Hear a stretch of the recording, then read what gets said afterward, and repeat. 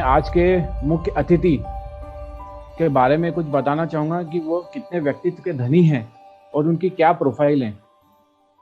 Ashoka Buildcon limited infrastructure आज एक देश की बड़ी इंफ्रास्ट्रक्चर कंपनी है। आप जीतो में भी एक प्रेसिडेंट के रूप में काम कर चुके हैं और फॉर्मर जनरल सेक्रेटरी भी रहे हैं। आपने 1981 के अंदर पुणे से इंजीनियरिंग की डिग्री प्राप्त करके फिर अशोका बिल्डकॉन को ज्वाइन किया। वहां के अशोक जी कटारिया ने जब आपके ऊपर निगाह रखी तो उन्होंने एज ए ट्रेनिंग इंजीनियर आपको उस कंपनी के अंदर इनवाइट किया। लेकिन धीरे धीरे आपने अपने सामंजस्य से, अपनी प्रतिभा के थ्रू उस कंपनी को 2006 के अंदर as a managing director join किया और उस कंपनी की इतनी ग्रोथ आपने करी है कि 85 करोड़ रुपीस के टर्नओवर को आपने 5000 करोड़ के टर्नओवर तक पहुंचाया। सर, आपकी लीडरशिप उस कंपनी को एक ग्लोबल एंटिटी तक पहुंचाया है। तो आपने सारे बड़े बड़े प्रोजेक्ट्स को, बड़े बड़े चैलेंजिंग प्रोजेक्ट्स को एक मिनिमम एफर्ट्स के साथ में कंप्लीट किया है। मैं सतीश जी पारक जी के बारे में बात कर रहा हूं, जो आज हमारे कार्यक्रम के मुख्य अतिथि हैं। मैं उन्हें मंच पे बुलाना चाहूंगा। सर नमस्कार आपको। ठीक है। जय जिनेन्द्र। जय जैन जी सतीश जी। धन्यवाद। सर्वप्रथम मैं भारतीय जैन संगठन के पदाधिकारी का अभिनव हूँ। उन्होंने महत्वपूर्ण कार्यक्रम ये लेके और मैं देख रहा हूँ गत 35 वर्षों से भारतीय जैन संगठन इस हिसाब से काम कर रही है। हमारे शांतिलाल जी मुता के लीडरशिप में जो काम हो रहा है, जितने लीडर्स उन्होंने पूरे भारत भर में आज पैदा किए हैं, देख रहा हूँ राकेश जी है, प्रभु जी है और सारी आपकी टीम जिस प्रोफेशनलिज्म से काम कर रही है, एक बिल्कुल सस्टेनेबल मॉडल इन्होंने समाज के लिए खड़ा किया है। मैं काफी संगठनों से जुड़ा हूं, लेकिन इस संगठन को जब स्टडी करता हूं तो ऐसा बहुत इंस्पिरेशन मिलता है।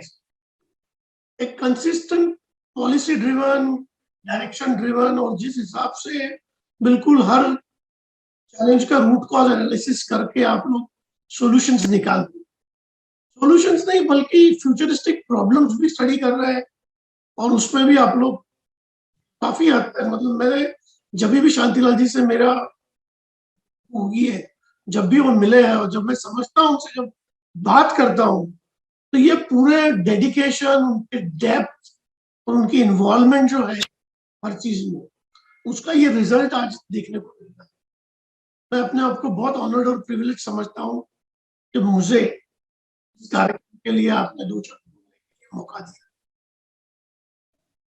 ऐसा माना जाता है कि लाइफ में फर्स्ट चांस मैरिज का मिलना इटसेल्फ बहुत डिफिकल्ट होता है। उसमें हमारे एक्सपेक्टेशंस के हिसाब से पार्टनर मिलना और फिर हमको उस रास्ते पर पूरी जिंदगी भर तो निभाना, ये पूरा चैलेंज दिन ब दिन, डिकेड बाय डिकेड इसका स्वरूप चेंज होते जा रहा है। जैसे जैसे एजुकेशन हो रहा है, जैसे एनालिटिकल माइंड आदमी का बढ़ रहा है, वैसे एक्सपेक्टेशंस भी बढ़ रहे हैं और वैल्यूज जो है, एडजस्टमेंट के वैल्यूज है, कॉम्प्रोमाइज के वैल्यू, रिस्पेक्ट के वैल्यूज है, ये घटते जा रहे हैं। इसीलिए हम लोग देख रहे हैं कि ये समस्याएं बहुत बढ़ते जा रही। आज मैं सभी पार्टिसिपेंट्स को धन्यवाद दूंगा जो इसमें आज भाग ले रहे हैं, जो अपने जिंदगी के नए डायरेक्शन के लिए इस प्लेटफॉर्म को यूज कर रहे हैं, जो इस प्लेटफॉर्म के लिए काम कर रहे हैं, उनके लिए तो कोई वर्ड्स ही नहीं। और जिस क्वालिटी का काम कर रहे हैं, अनबिलीवेबल है।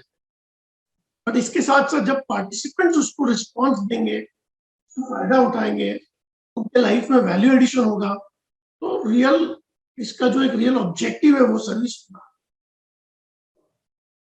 आज समस्याएं बहुत है, सभी को कुछ ना कुछ डिफिकल्टीज है, इसीलिए वो रीमैरिज के प्रपोजल्स देख रही। हो सकता है हम रीमैरिज करते हुए ये प्लेटफॉर्म आपको बहुत सी अपॉर्चुनिटीज उपलब्ध करके देगा, बट इस अपॉर्चुनिटीज को आपको सक्सेस में कन्वर्ट करना है, ये बिल्कुल आपके हाथ।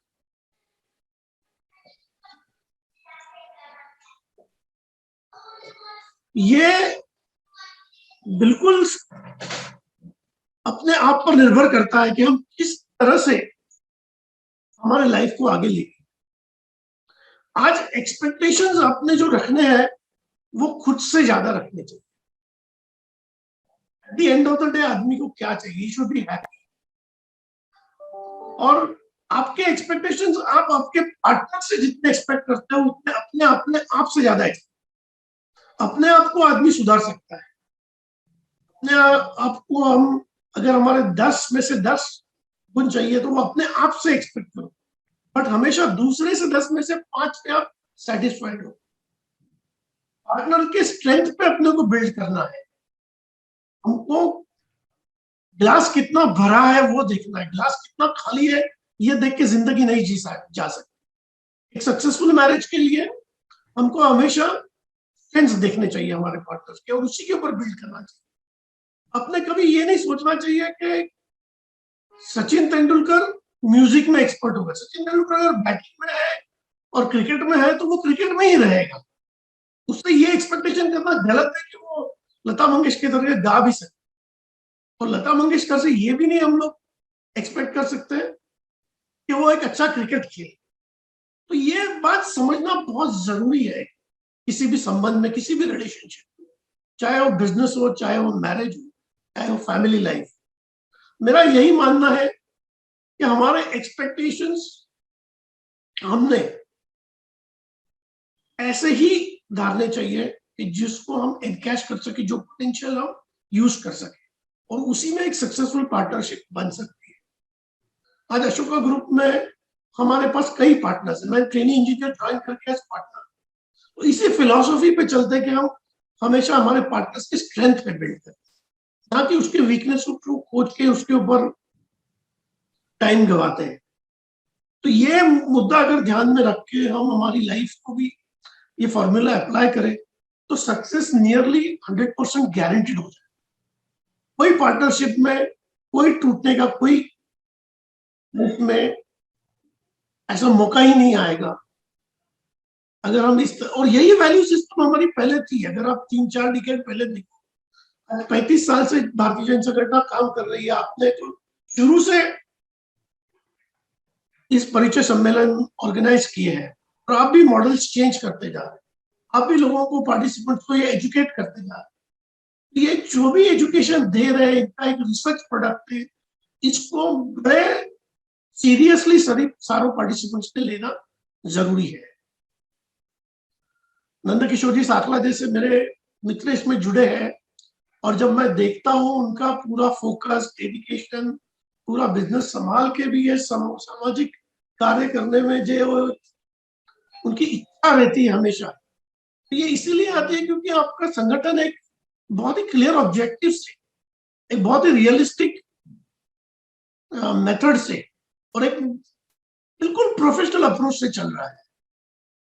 हम लोग भी जीतों में कई बार आपके संगठन के बारे में डिस्कस करते हैं, अप्रिशिएट करते हैं।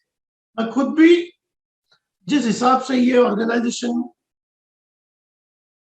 मैंने देखा, कोविड में भी जिस हिसाब से आप लोगों ने चैलेंजेस उठाए, जिस हिसाब से समाज सेवा की, जिस हिसाब से आप हमेशा खड़े रहे और जो संगठन है पूरे भारत भर में जो आपके सारे वॉरियर्स हैं, जिस हिसाब से ग्राउंड लेवल पे वो काम कर रहे थे, मतलब एग्जीक्यूशन स्ट्रैटेजी जो है आपकी लीडरशिप वो अनबिलीवेबल है और वो कोई मैच नहीं है पूरी कंट्री में किसी ऑर्गेनाइजेशन। इस तरह से जो एग्जीक्यूशन आप लोग कर पाते हैं ये बहुत बड़ी ताकत है। और मैं सभी पार्टिसिपेंट्स को यही कहूंगा कि ऐसे संगठन से जब आप इनके प्रोग्राम्स अटेंड करते हो, जब इनके सारे इवेंट्स में पार्टिसिपेट करते हो तो डेफिनेटली इसका फायदा उठाए। और एक बार मैं सबको बेस्ट ऑफ लक कहूंगा आपके भावी जीवन के लिए। आज इस प्लेटफॉर्म में मैक्सिमम लोगों का फायदा हो, नए लोगों से जुड़े, जैसे राकेश जी ने बताया बिल्कुल उसको एनालिसिस करें, समझ के निर्णय लें और निर्णय लेने के बाद डेफिनेटली उसको सक्सेस में कन्वर्ट करें, तब जाके भारतीय जैन संगठन का ऑब्जेक्टिव मीट होगा। धन्यवाद, thank you.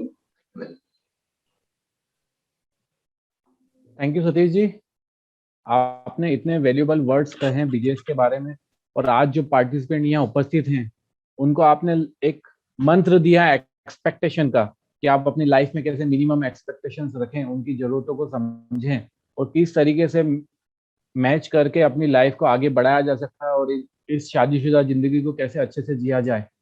Thank you so much for your kind word sir.